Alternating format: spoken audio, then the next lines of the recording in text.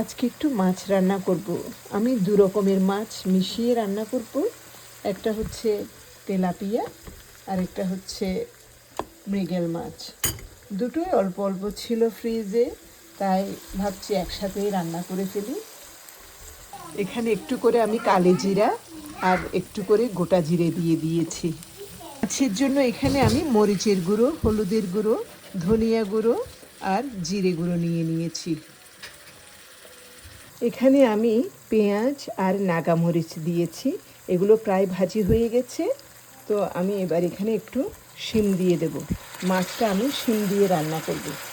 শিমটা আমার গার্ডেনের শিম, আমি এটা সেদ্ধ করে ফ্রিজে রেখে দিয়েছিলাম, তো এখন বের করলাম আর কি মাছের সাথে খাওয়ার জন্য।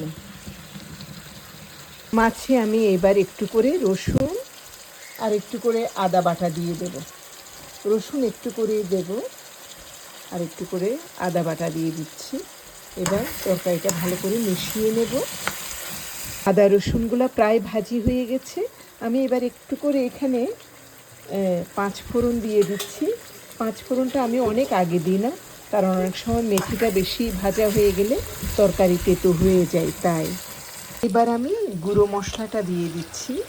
গুঁড়ো মশলাটা দেবার পর একটু করে ভালো করে কষিয়ে তারপরে মাছগুলো বসিয়ে দেব। আমি এখানে কিছুক্ষণ কষিয়ে নেব এটা, এরপর মাছটা দিয়ে দেব।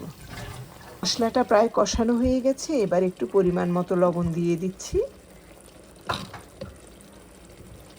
এরপর জল দিয়ে মাছটা বসিয়ে দেব। আমি জল দিয়ে দিয়েছি, এবার মাছটা বসিয়ে দিচ্ছি। এখানে মাছ বসিয়ে দিয়ে একটু করে সেদ্ধ করে এরপর নামিয়ে রাখবো।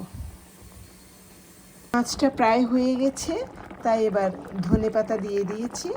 একটু পরে এটা নামিয়ে রাখবো। তো তোমরা দেখো রেসিপিটা কেমন লেগেছে, বলো আমাকে লাইক কমেন্ট করে। ঠিক আছে, রাখি তাহলে। That is so good.